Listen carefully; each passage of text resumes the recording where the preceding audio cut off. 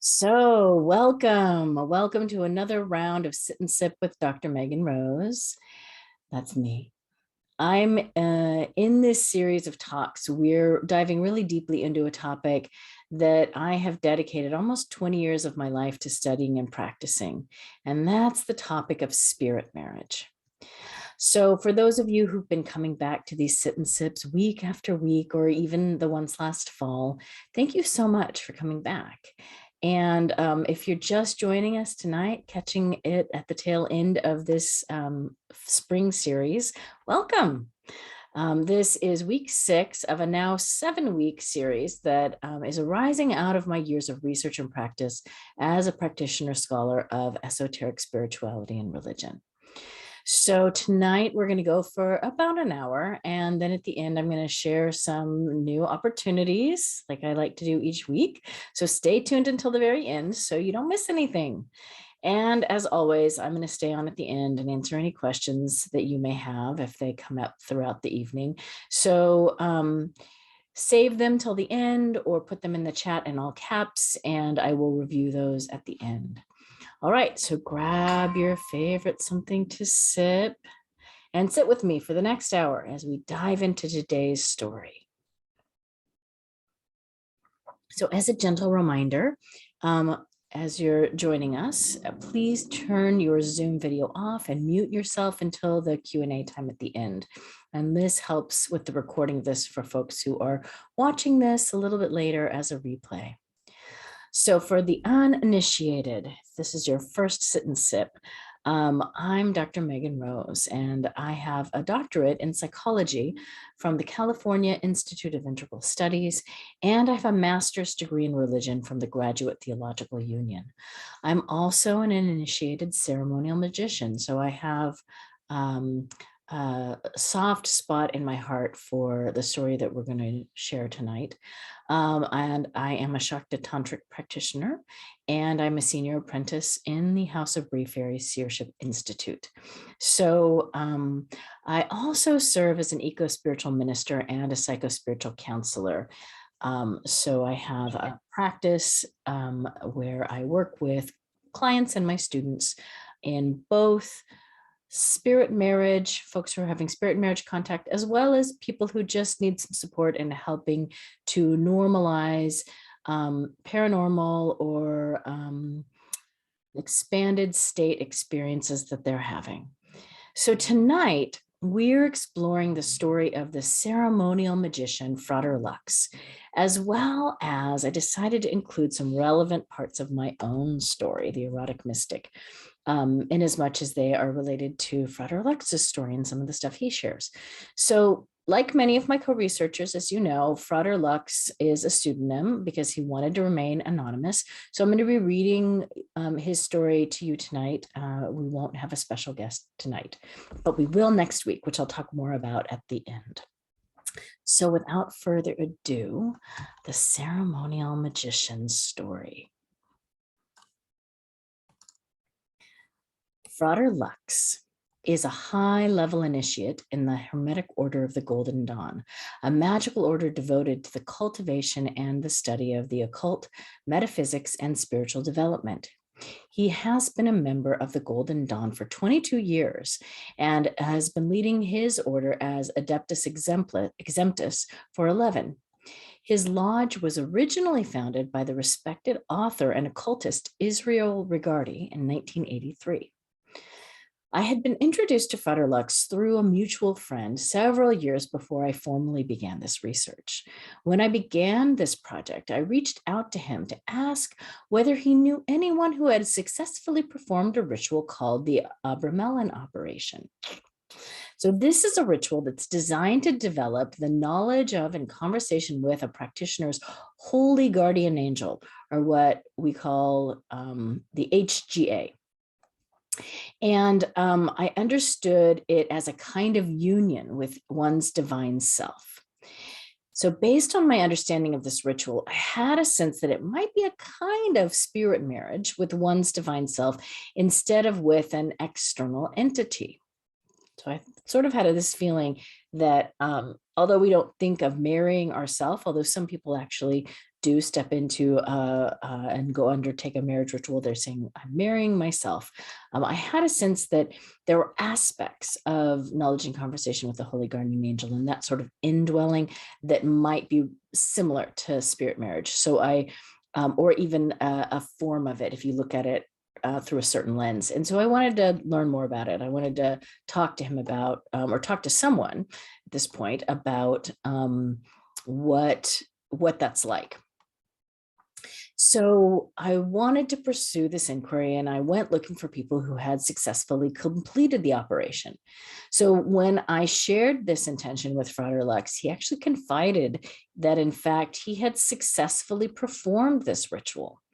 So he graciously agreed to tell me his story and provided greater nuance to this theory that I had about what constitutes a spirit marriage and the art of embodying one's divine self.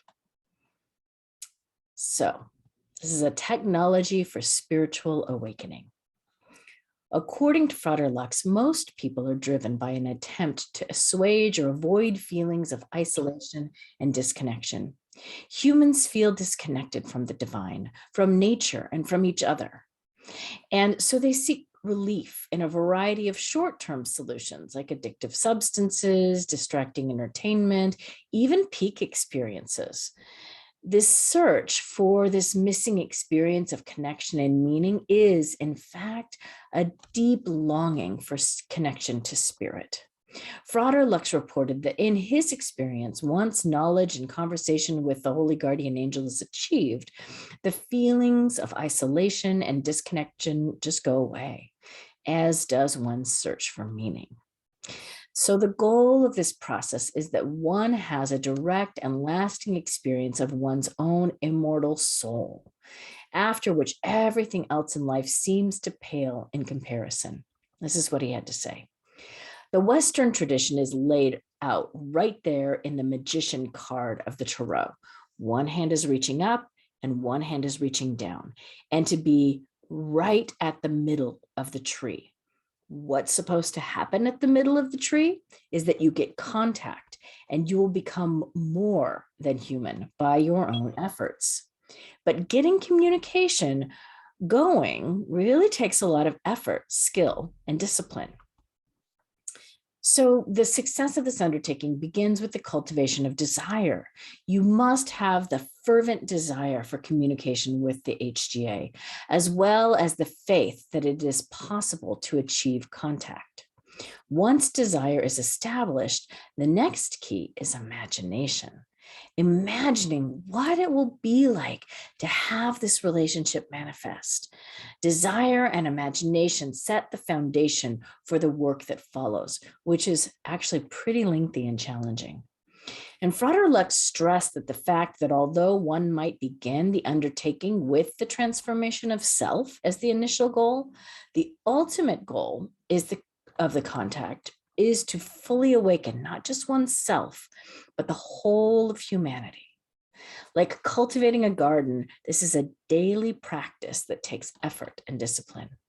This is what he had to say about that. He says, if you were to peel back what's behind the things that are presented in Western Hermeticism, the ideas about ascending the tree of life, the ideas about alchemical transformation, the ideas about crossing the abyss, what you're really talking about is expanding your consciousness enough to experience Godhead, while at the same time maintaining your identity, both of which can't really happen at the same moment. How do you hang on to your marbles and stare at infinity? That's the goal, to be able to do that. And in a kind of useful slices where you can see things and bring them back in the world for everybody else. So in the Hermetic tradition, such a profound experience of the divinity of oneself takes years of preparation. One begins by developing clarity and discernment so as to hone one's abilities to differentiate between what manifests internally and what manifests externally.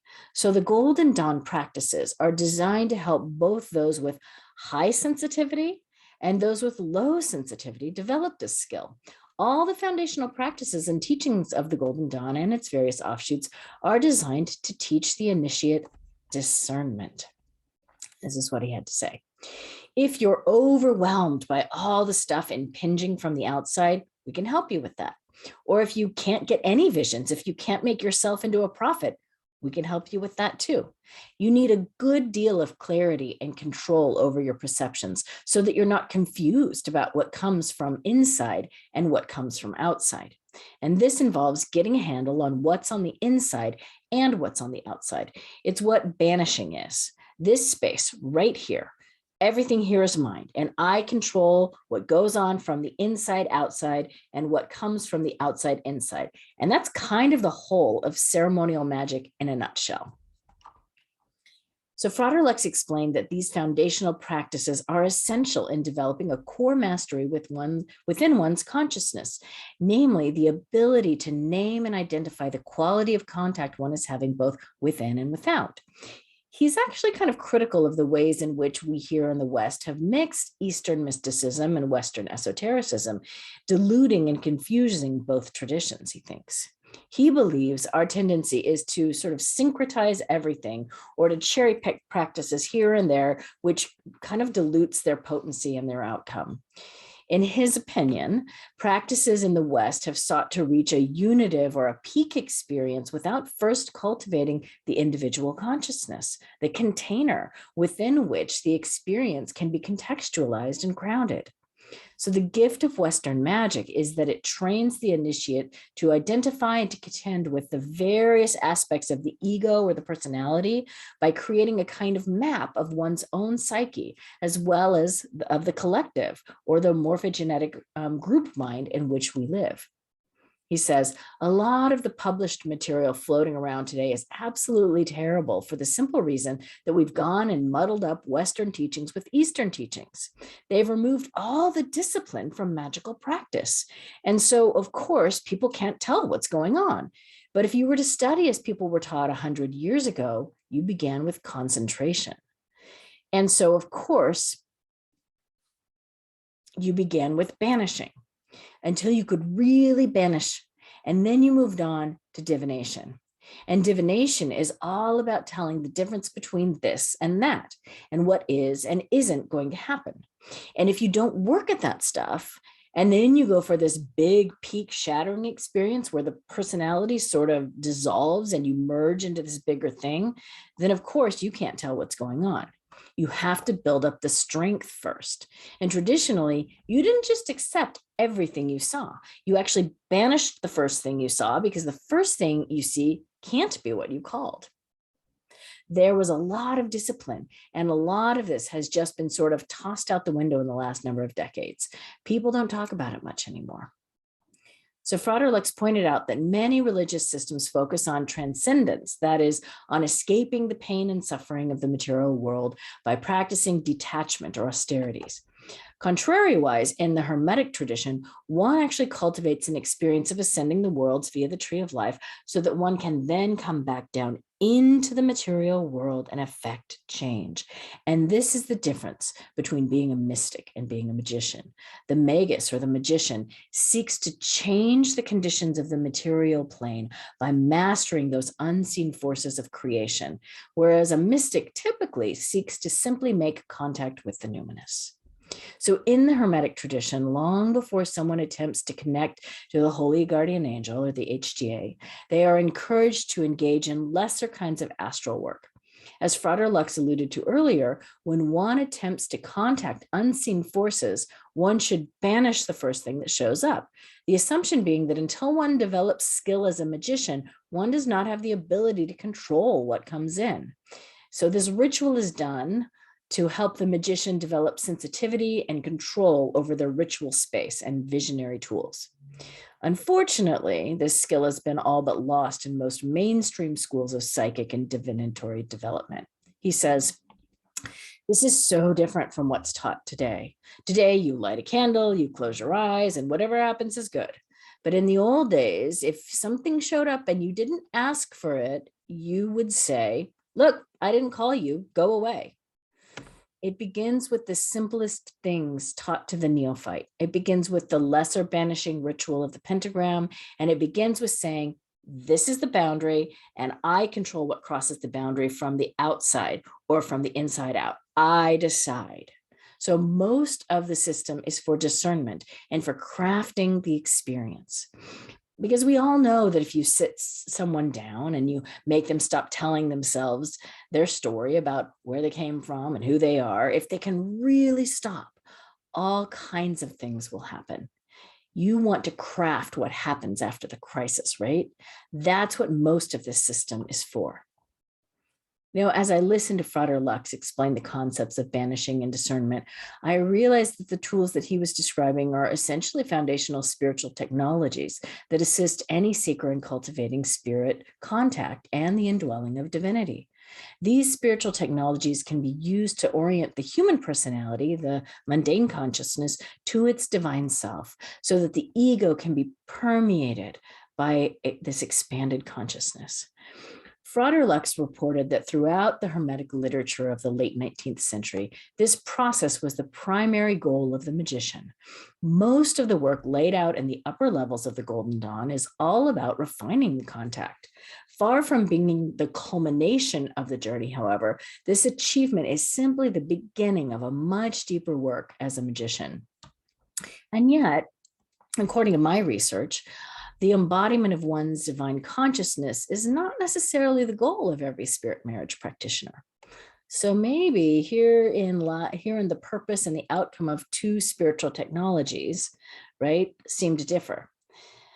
The spiritual technology of spirit marriage and the spiritual technology of the divine self. So let's talk a little bit about the identity of the HGA, or the Holy Guardian Angel. Frater Lux observed that according to MacGregor Mathers, who was the co-founder of the Hermetic Order of the Golden Dawn, the identity of the HGA is distinct from your mundane consciousness or your ego, what is often referred to, and it's distinct from what is often referred to as your higher self or your superego. As he explained it, the ordinary everyday ego personality is the part of a person that drives to work, answers the phone, pays the bills. And the highest part of this mundane self overlaps with the lowest part of the higher self.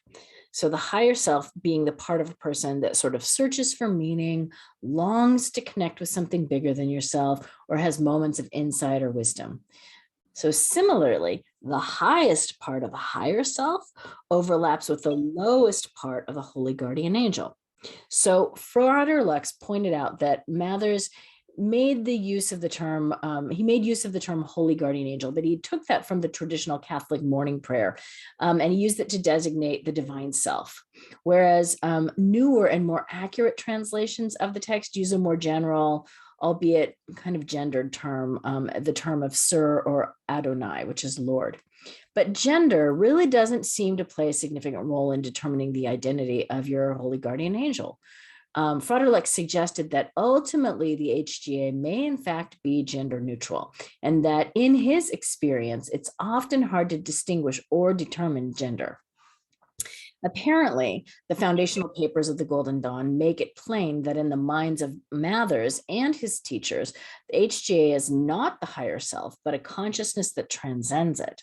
So using the language of Kabbalah for a second here, for those of you that are familiar with the Kabbalistic tree of life, Frater Lux said, the Keter, the crown of the personality, touches the Malkuth of the higher self. And then the Keter of the higher self touches the Malkuth of the angel, the Holy Guardian Angel. So Mathers is quite clear that we humans have a hierarchy within our consciousness, and that we need this hierarchy because human beings can only confront infinity in usable chunks. So according to Frater Lux, if one touches too much infinity unprepared, you cease to be human and you have difficulty functioning in the mundane world. He said, the Egyptians and the Hebrews had imagined these different parts of the soul. There's a part that can manifest emotions, and other people can feel it. And sometimes you can even feel it when a person is gone. I'm sure that was much more obvious centuries ago when you lived near the desert and you could come upon a place where people had died and nobody had been there in decades, and you could walk in and you could feel it. I bet it was much more obvious than it is now when we're just so saturated with input all the time.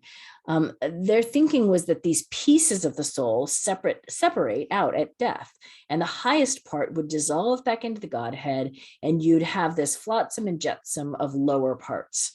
But if you could become an adept, then you would take more of it with you when you cross over.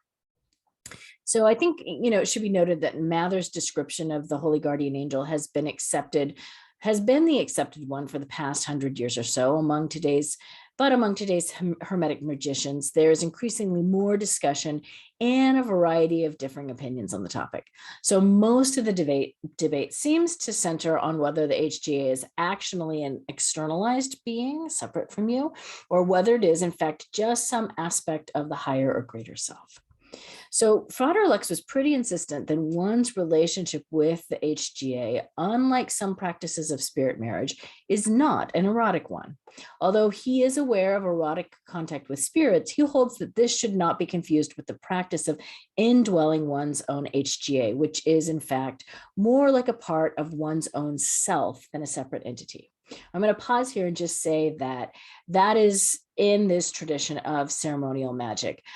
There are other traditions, like in the Shakta Tantric tradition, where one actually woos the divine self through erotic contact and erotic practices to come into the body. So it's, again, consider that this is through his lens as a ceremonial magician, and it's not summarily true, or it's not true across all tradition or across all practices. So the Golden Dawn teaches that to obtain consistent conversation with the HGA, you need to first learn its name. Therefore, the main objective in the abramelin operation is the task of finding the name of your angel. And there are no prescribed set of names or identities one can use to locate your angel.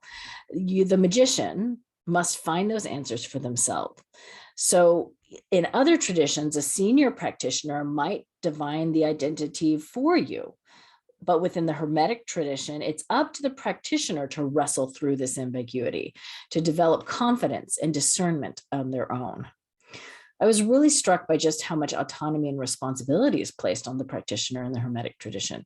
It feels both liberating and a little overwhelming.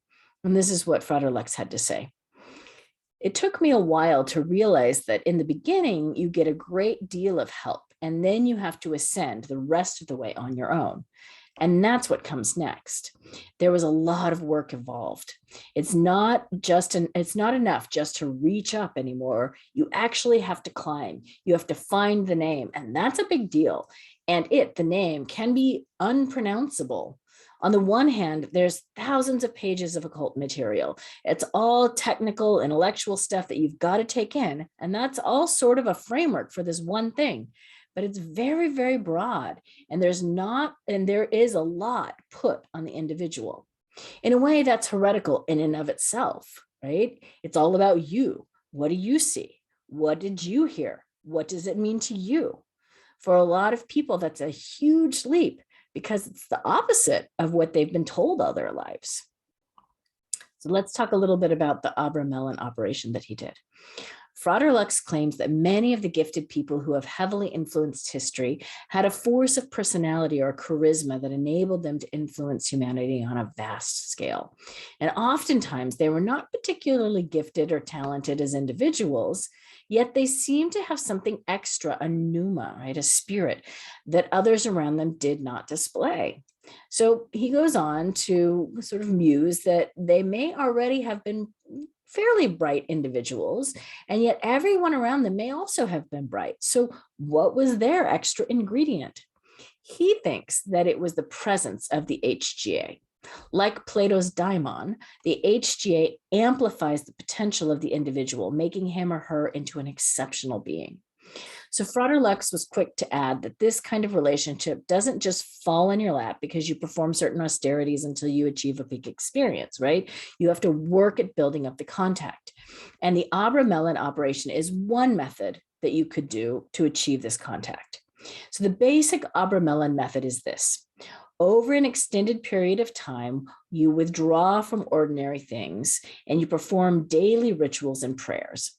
And this process could go on for months, sometimes years, until at some point you enter into an intense 3-day magical retreat where a kind of peak experience is achieved, one that will forever change you.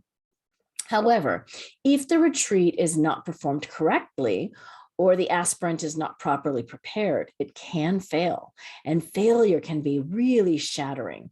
After all the effort and the time that you invested, if a magician is successful, however, then another kind of shattering occurs because the life of the magician is forever altered. So the journey to knowledge and conversation with the HGA theoretically begins when you take initiation into a Hermetic Order. As Frater Lux previously stated, all the techniques taught to the initiate are designed to be used in the achievement of the great work, the knowledge and the conversation of the HGA. He explained that if the methods are internalized strongly enough, then when the aspirant steps into the ritual space with all its associated implements, tools, and symbols, then the discipline cultivated over time will take over and automatically quiet the mundane consciousness so that contact can be made. And he says, being an individual, you must find the name of your angel. It's one of the tasks. And there's a point in the Golden Dawn grades where you kind of have to give up a certain part of your identity ritually. And that's the point in which the contact is supposed to begin. And at that point, you begin to look for the name. And knowing the name, you can call it. And this can vary. You may have to get it to tell you, which means you have to get some kind of contact going. And you can't get there unless you're very experienced. And it's not the easiest thing to get going. And having made contact, getting some kind of ongoing relationship shouldn't be really hard. It's all very personal and depends on the way somebody's mind works, what their habits are, and what has to change, because things will have to change. So although in the abramelin text, the recommended preparatory timeline is 18 months for this ritual, Frater Lux actually prepared for his abramelin operation for 3 years. And during that time, he increasingly withdrew from the outside world. He limited his contact to really the necessities of work and very minimal social contact. He came home from work, he performed his rituals, and he really didn't do much else. And then 2 months before he entered the final phase of the working, he went through a structured regime of physical and psychological cleansing where he tried to clear the decks, he said, as much as possible for the 3-day magical retreat. And what was revealed to him during this time of cleansing was the overall framework for what he should be doing during his retreat. So once this preparatory work was done and he had a plan for the ritual, he was finally ready for the deeper operation. Frater Lux said that the idea of a 3-day magical ritual is that you put a pause on the normal, mundane, day-to-day consciousness and are guided to replace that with the indwelling of this higher consciousness.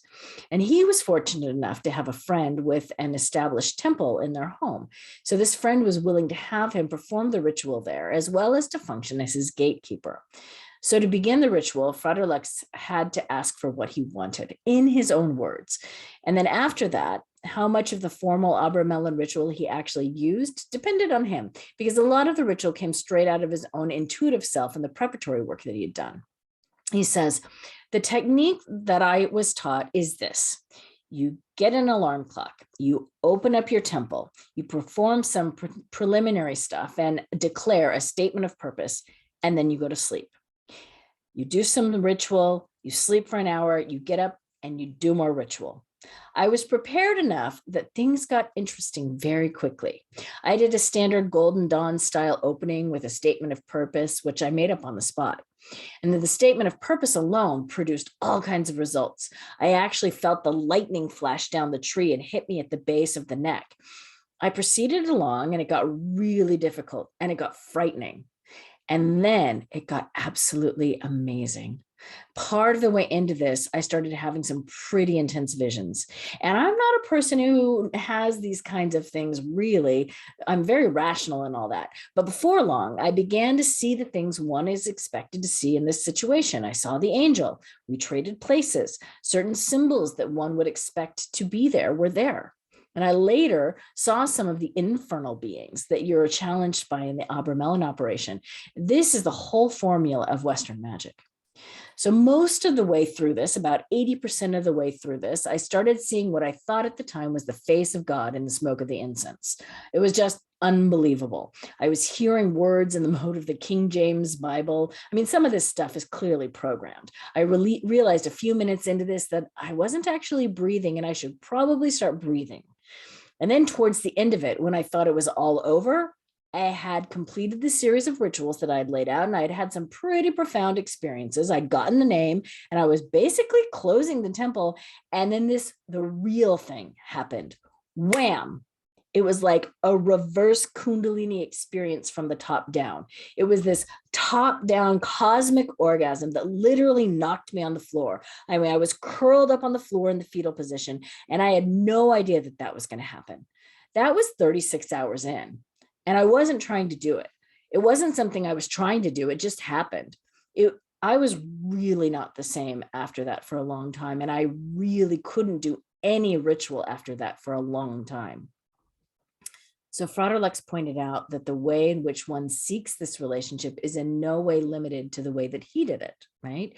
So, or the way that is outlined in the abramelin operation, right? His decision to take on the work as described by the Golden Dawn and laid out in the abramelin was based on the fact that the method offers a fairly complete map, one to which he had access.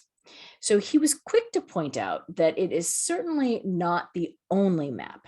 He also added that he does not believe one needs to belong to a specific group or to a lineage to do this, nor do all Hermetic magicians choose to undertake the abramelin operation. So what appears to be key to a magician's success in this ritual is the groundwork that they have laid before they attempt to connect. And he cautions that you don't attempt the 3-day magical retreat without a significant amount of preparation. He stressed that it's the amount of preparatory work done before the retreat that truly determines the success of the ritual. And whether the indwelling of the HGA is done symbolically at the culmination of the ritual, or whether it takes place over the next months, years, or perhaps lifetimes, depends on the practitioner, right? Their fate or their karma.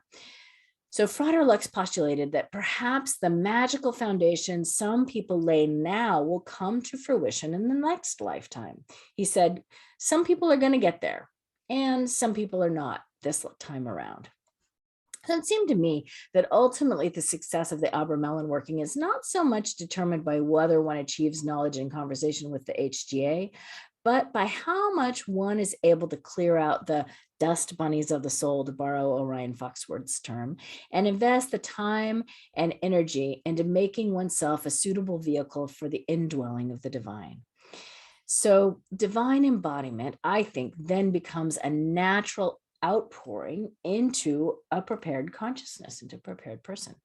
So what are some of the benefits and risks of this practice? For Frater Lux, one of the benefits of contact with his HGA is the way it seemed to clear out and reprogram his needs. Habits and desires in which he had been heavily invested prior to the contact practically just fell away. He reported that his experience gave him a glimpse of the fact that he is not his body, and it also stimulated his memory of events that happened before his incarnation. So this contact profoundly changed his interaction with and understanding of the world. He says, there's a part of you that's going to live, and there's a part of you that's going to die. And they have completely different agendas. Harmonizing these two is a big task. And until you stop fearing it, death rules everything. Most people feel very isolated. Until you have the experience of divine intimacy, that feeling drives almost everything you do. And when you don't feel it, isolation and fear of death anymore, certain things just aren't necessary anymore. So Frater Lux said that in his experience, another outcome of the successful abramelin operation is that there is no longer any way to hide things from yourself. So there's nothing that you can do that your HGA is not going to know about. So denial and self-delusion are no longer available coping strategies. So for some folks, this may be considered a benefit, and for others, it's a risk. Frater Lux thought that the bigger risk seems to be that if you succeed at this operation, your life will never be the same. You have to be prepared to let go of identities, habits, and relationships that you may have been deeply invested in. And another risk is that if you do not achieve the contact after having put perhaps years into the operation, you could possibly develop psychological disorders from the shattering effect that happens. He says, if you prepare enough and then jump off the cliff like that, it's not unlike the Sundance. You stop being you. You stop watching TV and running around in your head with all these stories. I'm so-and-so and I own all these things. You just stop. And when you really stop, other things take over. And if you take the framework away, you need to be able to replace it with a new and better framework.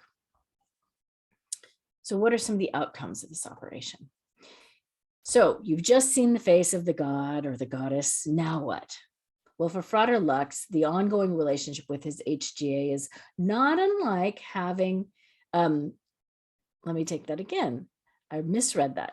So for Frater Lux, the ongoing relationship with his HGA is not like having an invisible friend who's constantly giving a play-by-play analysis of his life. He described it that it was more like downloads of rapid-fire information ticker taping through his head. He says, this doesn't work like Harvey sitting on the seat next to you while you're driving. But there are times that I suddenly know I have to deal with something now, or I shouldn't leave the house today, or I definitely get information that turns out to be true and I have no idea how it got there. I'll be wondering about something or trying to solve something and information comes in, a whole bunch of things I couldn't possibly have known, and I have a head like a rock. These things usually come like that, faster than I can think. I did the big operation along the abramelin lines. And after that, I gradually withdrew from participating in the Golden Dawn group work because it just wasn't going anywhere and nothing compared to my experience. 5 years later, the opportunity came to take more responsibility in the order. But I was very on the fence about getting involved again with Golden Dawn, taking a leadership position and all that. I asked, should I do this? And the answer was not, yeah, you are the guy, but you could do this, this, this, this, this, this, and this. The answer I got was a pile of material that took me about 3 months to externalize. All of this work to do. Well, that's a pretty good answer. I had a 1-bedroom apartment at the time, and I slept in the living room because my bedroom was the temple. And there was nothing in there but an altar and some this and that paraphernalia that you use. And after this one intense ritual, I would just walk around in there and walk around the altar, and more things would come. And this went on for months. So it took years to build up to that. It took years of building up to that initial contact. And then it took a bunch more work to where I was getting information, and lots of it. And that was actually 5 years after the initial abramelin operation. So I asked Frater Lux whether this experience changed his relationship to other people or his interaction with the world in general. And he described how the isolation he had previously felt just simply went away. Having had a numinous encounter with the divine, he stopped looking to other people or to other things to fill the void. He says, once you've actually had this face-to-face with the divine, you stop expecting it from other people. You kind of relax about that. Of course, there are times when I'm the same difficult child I always was, but then I get this finger in my back. Go do this. You have to solve this problem. You have to make sure somebody understands this. It's time to start initiating people. And that becomes more important than the things I would normally be chewing on, like where to find a really good brownie. Sometimes it's very difficult because I'm more qualified than some of the other people doing this work, but I don't really feel qualified to occupy this position. You know, because Frater Lux is one of the most knowledgeable ceremonial magicians I've met, and I've met quite a few, to hear him claim that he doesn't feel qualified really gives me pause. I'm reminded of the Reverend Michael Beckwith's statement about Moses, right? Moses told God he could not be his prophet because he had a speech impediment. And Michael Beckwith asserts, God doesn't call the qualified, he qualifies the called. Perhaps similarly, our divine self does not call to us, does not plant the desire for this relationship because we are ready for full embodiment in that moment. Perhaps the desire is planted so that we will step onto the path of self-actualization, roll up our sleeves, and get to work. Told that to Frater Lux and he agreed. He said, there's a rabbinical joke where this rabbi's talking to God saying, would you look at all this mess in the world? Why don't you send some help? And God says, I did. I sent you. Seeing the problem is always part of the gig, and I can always see the problem. I got that part down. So it took Frater Lux several years to return to the Golden Dawn group ritual after the abramelin operation, partly because the rituals he was doing afterward were just not having any effect. It was as if the power of contacting his holy guardian angel took him back to square one. He stopped trying to recreate the contact and he simply went back to the basics. He says, this seems to be what always happens. Somebody goes to karate school. They think they're pretty tough. They advance really quickly through the grades. And then they meet somebody who's really good. And they go back and do the chop wood, carry water again. Daniel-san, show me sand floor, wax on, wax off, that kind of thing. I was back to that for a couple of years. That was maybe the hardest thing. I guess this is very common. You take up something new and it's wonderful and you go through it for a while and then it becomes very difficult. And it's not until you push through all that that you get the real thing. So eventually Frater Lux realized that as a magician, one develops one's magical skills to create order out of chaos. Now, because of those skills, he can create purpose and meaning for both himself and for others. Ultimately, his work as a ceremonial magician is focused on helping others navigate the journey towards self-awakening and meaning-making. This is a sense of there is a sense of purpose, he says, in holding the doors open for people, which is the most I can claim, really. I think Frater Lux's humility and matter-of-fact approach to the work of divine embodiment is really refreshing. He does this work neither for self-aggrandizement nor for notoriety.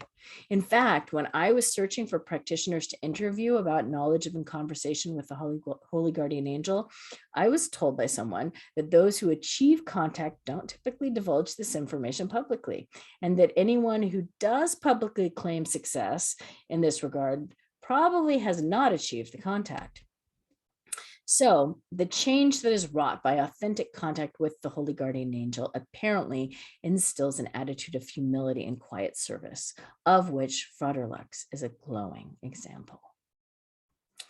So that was pretty fabulous, right? I think his story is so powerful and really points to some amazing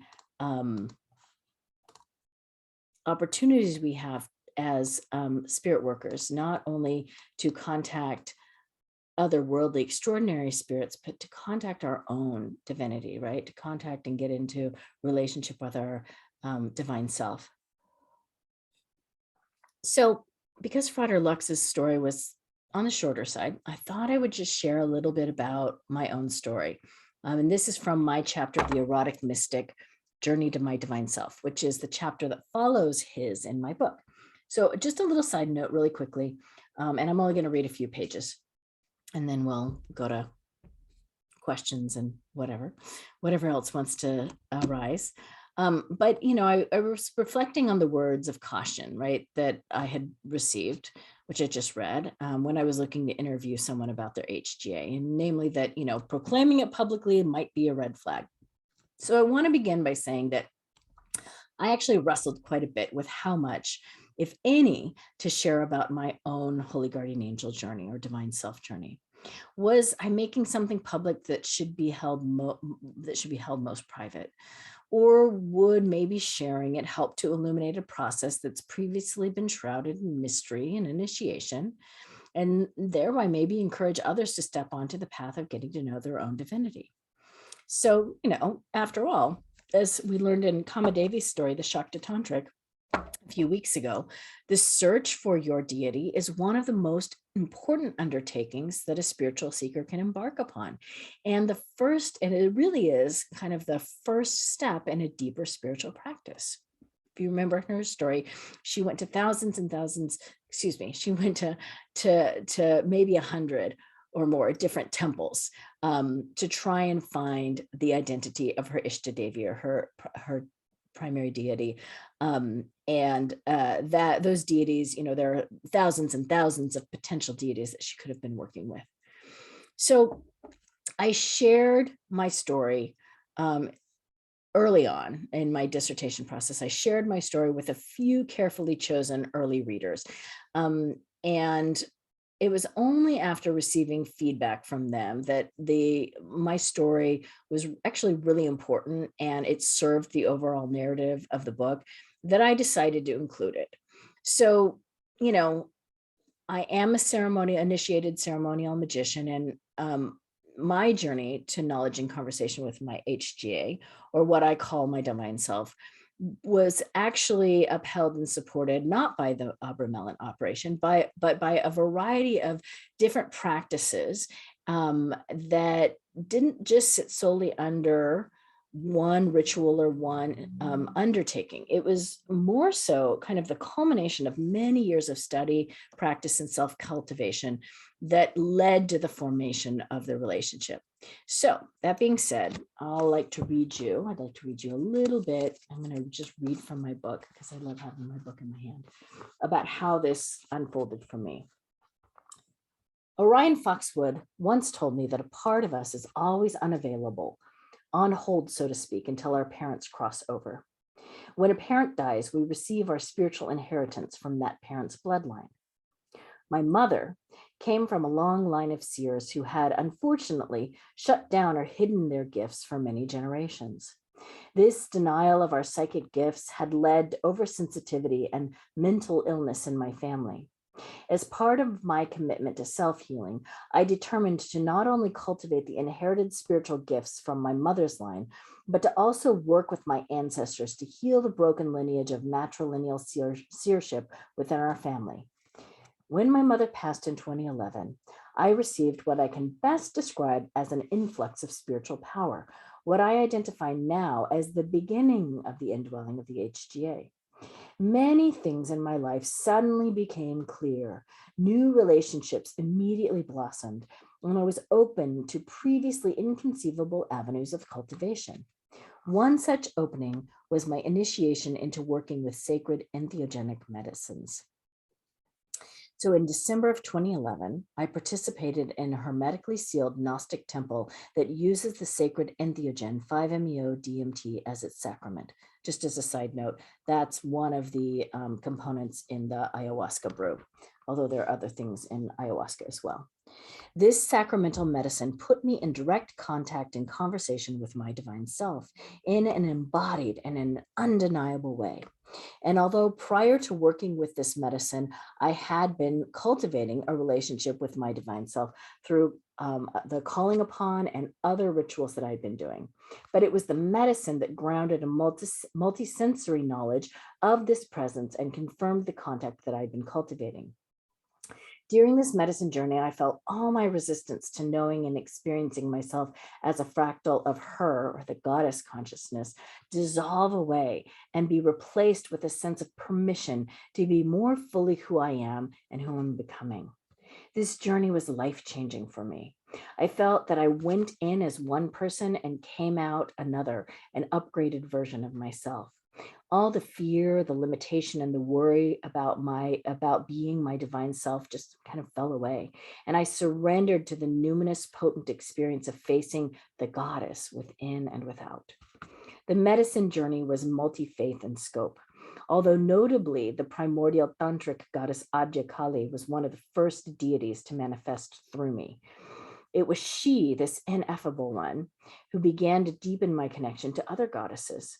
She confirmed the contact I had been having with various forms of the divine feminine, as I felt her move through me with many, many faces: the Utterer, Adya Kali, Kundalini Shakti, Isis, Sophia, Mary Magdalene. I became more intimately united with her consciousness as my divine self, an experience that I believe may have some similarities with the Ishtadevi and Matet rituals that I talk about elsewhere in the book. So the priest who conducted the temple was a highly initiated ceremonial magician, and he confirmed that this ritual had actually brought me into the knowledge of and conversation with my holy guardian angel. Her divine awareness was now placed in my body in such a way that I left that ritual forever altered. Interestingly, this journey didn't provide me new information. It was as if the medicine simply unequivocally confirmed the work I had been doing to call upon the goddess both inside and outside of myself.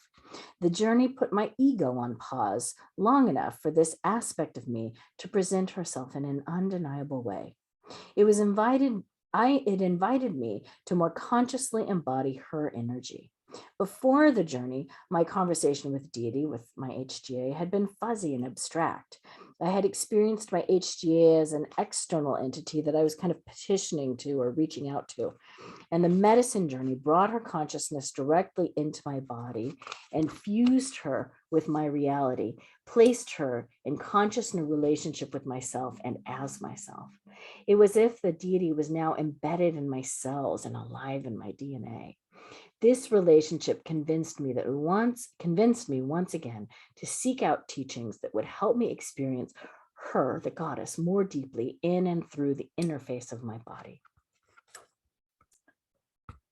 Up to that point, I'd gravitated to working almost exclusively with female deities. I'd sought an understanding of spirit grounded in the female perspective, the yoni-verse, as it is sometimes called in tantric circles. I seemed to inherently trust female deities, even the darker chthonic ones, more than I did any of the male deities. So to this end, I had intentionally deepened my relationship to the primordial divine feminine, the dark goddess, manifesting through divinities like Mary Magdalene, Ajakali, Ereshkigal, and Erzuli-Damdor. Over time, I fell in love with the dark goddess, developing a deep devotion to she who manifests as dark, fecund earth and cosmic womb creatrix. As part of these devotions, I was revisiting what I had been taught about good versus evil and light versus dark, essentially turning those ideas on their heads. I also began to relate to Earth as the physical body of the goddess. I realized that the health of Earth correlates to the health of individuals, communities, and society at large. I came to the awareness that how a society treats Earth is reflected in how it treats women, and vice versa. I postulated that the growing attraction to pagan and earth-based spiritualities in the mid to late 20th century was an attempt to heal this disconnect and rediscover the sacred life within ourselves and within the land. Revivifying the divine feminine within and without became a key aspect of my personal practice and study. Increasingly, I understood that how we interact with Earth and with our bodies is in direct relationship to how and whether we interact with the goddess. Having spent years practicing the calling upon ritual, eventually Isis opened the door to a conversation with my holy guardian angel. However, similar to the entity described in Frater Lux's story, this presence had no distinguishable name or cosmological orientation. Her voice and presence had been coming in dreams for a number of years, but sounded like a breath or a whisper. Finally, I had a breakthrough. After months of nightly Shakta tantric practice, I had a dream in which the goddess, appearing as an electric blue snake with my mother's face, pierced my body and revealed the name of my divine self. From then onward, this name would come to me spontaneously in rituals and dreams, accompanied by a divine presence that seemed to rise from deep within my body outward like an orgasm. I began to work with this name inwardly, inviting this presence to take up more space in my psyche. Since then, I've searched for the practices that will help me refine and cultivate this divine self-contact, synchronistically discovering that these were often from traditions that practice spirit marriage. Because the presence of my HGA was specifically gynocentric, it was not like seeing the face of the goddess, it was like being the body of the goddess. I sought to deepen my study and practice of the oldest goddess-centered lineages available to me, namely Shakti Tantra and witchcraft. These traditions have held intact a yoniverse, or a creatrix understanding of the universe, for hundreds of years or more. I realize that because I am a woman, I can have a deeper understanding of my own potential and nature as a woman through the lens of a gynocentric worldview. I can have a fuller conversation with my divine self through the forms of spiritual practice that honor women as divine. Learning the sound of my HGA opened me in such a profound way that my priorities and interests almost immediately shifted. My relationship with her became paramount. Even contact with my fairy beloved, my spirit lover, took a back seat for a time. I also became increasingly aware that my practice was not about disappearing into her presence. I needed to connect with her in such a way that she would enliven me and move through me to make her presence more grounded on earth. As a result, the way I began to approach my work in the world took shape through the questions of, how do I serve? How can I embody more of her? Bring her more fully into the world around me. The closer I drew to both her presence and the presence of my fairy beloved, the more I questioned my purpose in life. I was constantly being reminded that my research, my dissertation research, is not just about me or my professional career. I have a purpose, a mission to share what I've learned, and this book is a seminal piece of that work. Ultimately, this material is about the ways in which drawing close to spirit affects us, not only the individual, but also the collective. Like Kamadevi had told me, we're all going to get there together. No one gets left behind, no matter how long it takes. So along the way, I realized that even if I could earn a spiritual gold medal with my personal practice, if one of my community members is struggling with their practice, then we all suffer. This is a humbling and yet somehow reassuring thought. It allows me to accept people where they are on their path and to take total personal responsibility for my part in the co-creation of Earth. Instead of focusing on individual personal achievement, which I think has reached epidemic proportion here in the West, I consider the world from a more holistic perspective. Even as the protocols for divine self-cultivation and spirit marriage can, on the surface, appear to be very individual processes, ultimately, we undertake them in service to the healing and transformation of the whole Earth. As I was sharing the story of meeting my HGA with Frater Lux, he asked me a useful question. How do you know that it's your HGA speaking? You usually hear something or you feel it somewhere. Answering him was the first time I'd ever put this experience into words, and I shared it with another person. This elucidation would prove to be an integral step in my self-inquiry, daring to speak aloud to a sacred witness the profound experience of my divine self. And I replied, it's the experience of Amrita, sacred nectar, right? That kind of energy. I know the feeling and the voice that I hear associated with it. It's the all-pervasiveness of it. It's the sound of deep space. But it is also the first breath of the first created words of the cosmos. I hear it in my dreams a lot. And I don't know. It's like, how do you know the sound of your own soul? You just know it. So thank you so much for sticking with me till the end of this tonight. You can read all of my story, The Erotic Mystic, and all of the other people that I interviewed in my book, which is on spirit marriage, which is coming out on April 5th. And remember, if you buy my book on April 5th on Amazon, you'll get a free MP3 download recording of me reading my story. But I also want to share with you that that's not the only thing. I've also added another freebie. So I'm really excited to announce that I'm going to be doing a free book release party on Thursday, April the 21st. So it's going to be really fun because I'm going to do some door prizes and giveaways, and maybe we'll even have a few surprise guests, I hope.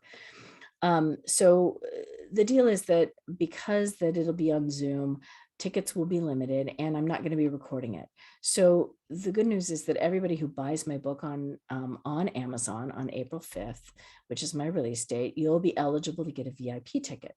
So if you take your order and your email address, your order number and your email address, and you go to my website, spiritmarriage.com, and input them there, you'll be able to get the recording and get a ticket.